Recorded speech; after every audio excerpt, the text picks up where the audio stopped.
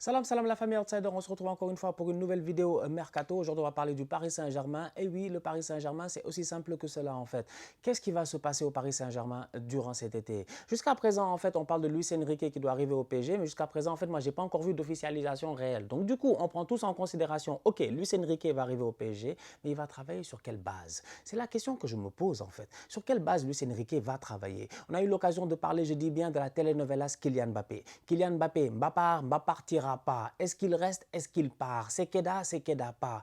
Tout cela, en fait, à mon humble avis, ça empêche le club d'avancer rapidement. Le Paris Saint-Germain a besoin de stabilité. Le Paris Saint-Germain a besoin aujourd'hui d'un plan qui soit clair pour être capable de performer au courant des prochaines années. Gagner la Ligue 1, on s'en est rendu compte, c'est pas un problème. Franchement, c'est pas un problème. C'est-à-dire que même quand tu fais pas une saison extraordinaire, les autres, ils vont te choquer. Lens ne réussira peut-être pas à faire une saison aussi forte qu'ils ont fait cette année s'ils perdent certains de leurs joueurs. Marseille, à chaque fois, tu y crois, tu te dis, il y a moyen que Marseille le fasse et tout, mais à un moment donné, ils vont choke.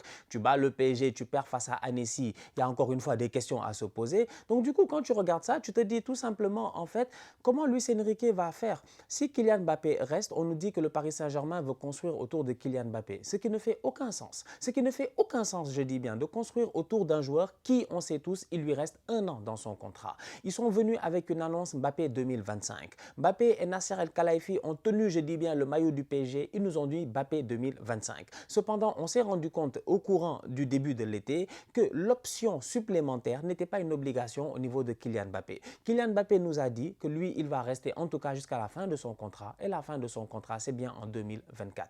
Donc du coup, le Paris Saint-Germain est dos au mur aujourd'hui. S'ils vendent Kylian Mbappé, ils récupèrent de l'argent. On parle d'un montant de 200-250 millions. La dernière fois, je vous l'ai dit, je trouve ce montant-là faramineux. Payer autant d'argent pour un joueur à un an de la fin de son contrat, pour moi, c'est too much. Cependant, le Real n'a pas envie, je dis, de peut-être laisser l'occasion passer parce que on ne sait pas ce qui va se passer la saison prochaine. Peut-être que d'autres clubs vont arriver, peut-être que Kylian Mbappé va changer d'avis. Cependant, je pense que Kylian Mbappé a été assez clair dans ses sentiments et dans ses non-dits. Il a envie un jour de rejoindre le Real Madrid. Il a envie de jouer au Real Madrid. Donc du coup, si le Real est prêt à sortir le chéquier, à claquer 200 et quelques millions, à le payer, je dis bien, au Paris Saint-Germain, eh ben Mbappé, sûrement, il ira au Real Madrid.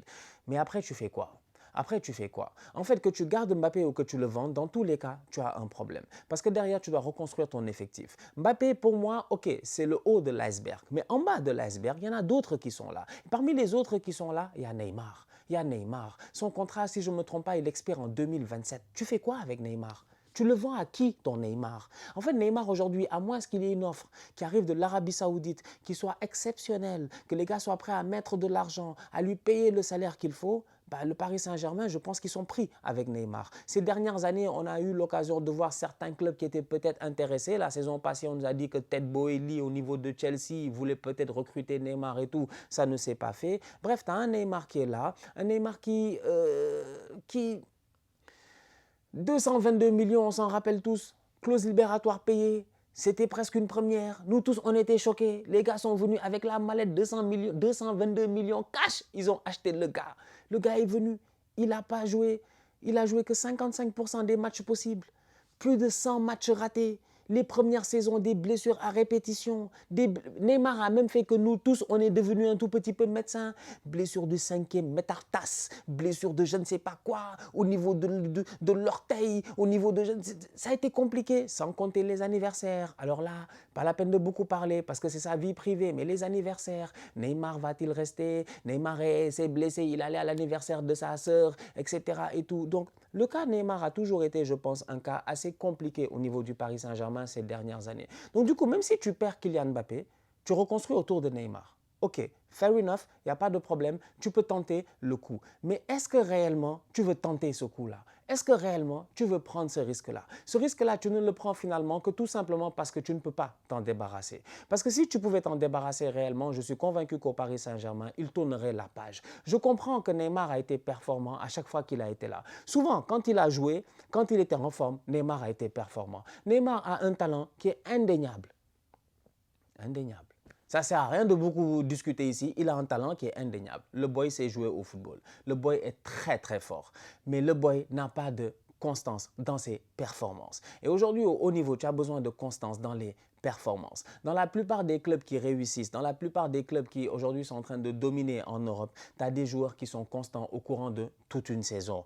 Ou sinon, tu as un effectif qui est assez solidaire pour te permettre que même si ton Kevin De Bruyne il se blesse, eh ben sur le banc, Pep Guardiola peut se retourner et dire non, je vais lancer un autre jeune boy pour que le boy réussisse à amener sa pierre à l'édifice. On l'a vu à Manchester City cette saison, on a eu l'occasion de le voir dans d'autres clubs. Donc du coup, tu es pris avec, au-delà du feuilleton Mbappé, au-delà de la telenovelas Mbappé, eh ben, mon humble avis aussi, tu es pris avec celle de Neymar. Parce que je ne sais pas en fait, est-ce que ça fait du sens que le PSG se reconstruise autour de Neymar? Il faudrait que Neymar te donne les assurances de ne pas se blesser, de pouvoir jouer une saison pleine, de pouvoir, je dis bien, remplir ses objectifs, ce qui est très très compliqué. Je vous rappelle quand même qu'en équipe nationale, Neymar a tout donné lors de la Coupe du Monde. L'année passée, son début de saison a été excellent, tout comme Messi, tout comme Mbappé. Neymar est allé à la Coupe du Monde, il a marqué ce but-là face à la Croatie. Un très très beau but, jusqu'à présent je m'en rappelle, je l'ai en tête, c'est le genre de but que je n'oublierai jamais. C'est-à-dire que normalement, il doit tomber, il ne tombe pas. Il ne cherche pas le penalty. Il fait un réajustement de corps. Il envoie le ballon sous la barre. Il va célébrer. Les Brésiliens croient qu'ils sont qualifiés. Malheureusement, ils se font prendre par les Croates et finalement, ils se font éliminer. À ce moment-là, nous tous, on savait que Neymar allait revenir au Paris Saint-Germain, mais qu'il n'allait pas revenir peut-être à 100%. Voilà, parce que émotionnellement, c'était difficile. Quelques années auparavant, le Brésil a gagné une Copa América sans Neymar. Neymar s'est blessé lors des matchs de préparation face au Qatar. Donc c'est pour dire que le destin de Neymar est un destin compliqué, un destin qui moi personnellement me fait de la peine en tant que fan de football. Parce que je l'ai toujours dit, Neymar de Santos, Neymar que nous on a vu au Barça, mais normalement dans notre tête à nous tous, Neymar c'était peut-être minimum un ballon d'or, peut-être deux, peut-être même trois en fait si tu as envie de rêver. Malheureusement, Neymar finira sa carrière avec 0 ballon d'or. Neymar a aujourd'hui 31 ans. 31 ans pour un joueur qui est aussi injury prone, je ne sais même pas comment le dire en français. Pour un joueur qui se blesse en fait aussi souvent, c'est un risque. C'est un très très grand risque en fait. Tu as recruté Marco Asensio, tu as recruté Lee Kang, tu as recruté peut-être d'autres joueurs. Peut-être que Luis Enrique a envie lui aussi de travailler avec un effectif jeune et de construire quelque chose sur le long terme. Même si on sait que Luis Enrique et Neymar ont de bonnes relations ensemble, même si on sait que Luis Enrique et Neymar tous les deux ils ont réussi ensemble, je ne pense pas que Neymar rester au Paris Saint-Germain, ce soit la meilleure chose pour lui et pour le Paris Saint-Germain. Parce qu'on a vu ce qui s'est passé il y a quelques mois. Les gars sont allés chez lui, ils sont allés dans son quartier, ils ont pété des câbles, les Neymar dégagent, Neymar casse-toi et tout. Donc tu sens que les supporters du Paris Saint-Germain commencent à être frustrés, s'ils ne le sont pas déjà. Tu as une frustration qui monte un tout petit peu et à un moment donné, ça va exploser. Tu commences la saison, Neymar joue bien, à un moment donné, il se blesse, il n'est pas là dans les matchs décisifs et tout. Et là, ça devient compliqué. Donc, au-delà du cas Neymar aussi, j'ai envie de parler de Marco Verratti. C'est un joueur aussi, à mon humble avis, qui doit partir. Qui doit partir. J'espère que Marco Verratti va recevoir une offre de l'Arabie Saoudite. Il n'a qu'à se barrer, franchement, parce que c'est plus possible, en fait. Ce club-là doit essayer de changer. De changer.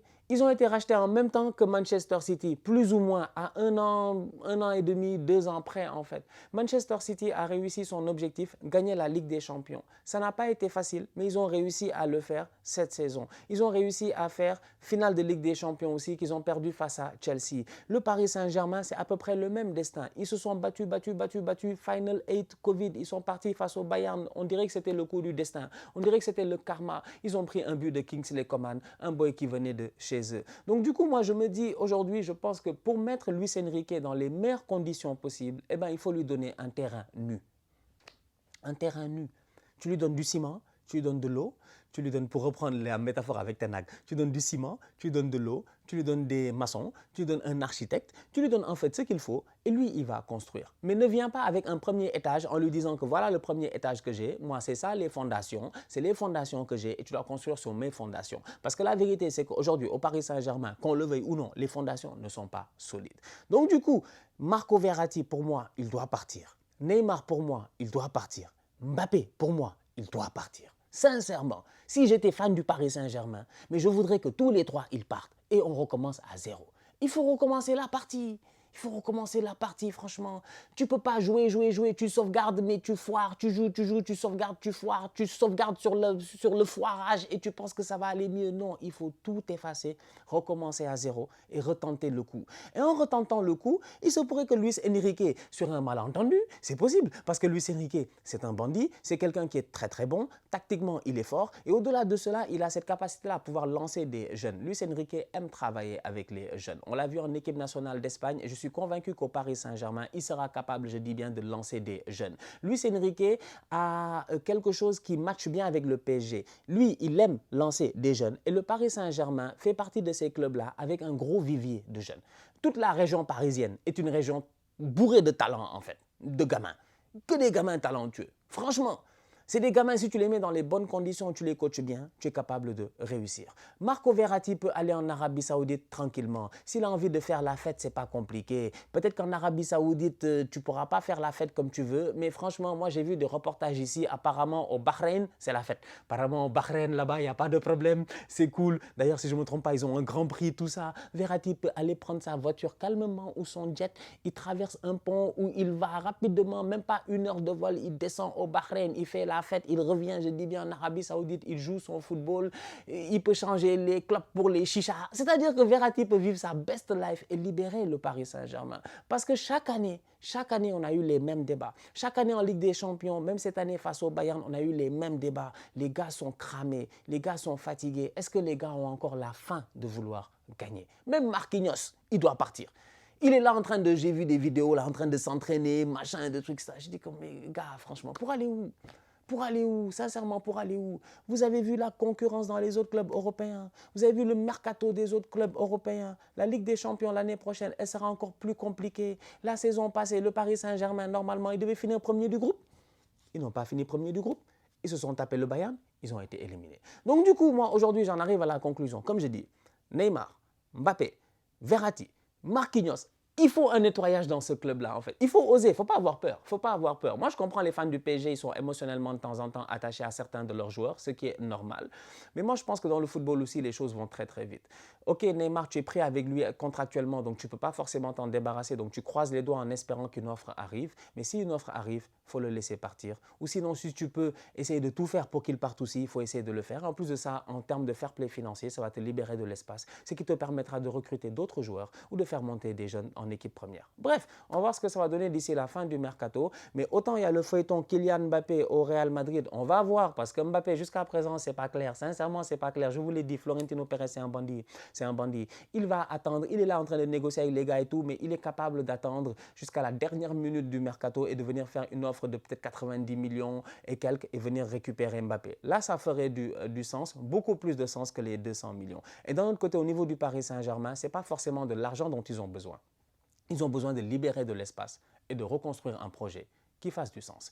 Donc d'ici là, la famille, on se capte très très bientôt pour une nouvelle vidéo. On continue à liker, on continue à partager, on s'abonne, on s'abonne, on s'abonne. On est ensemble, on reste en santé, c'est le plus important. Tous outsiders.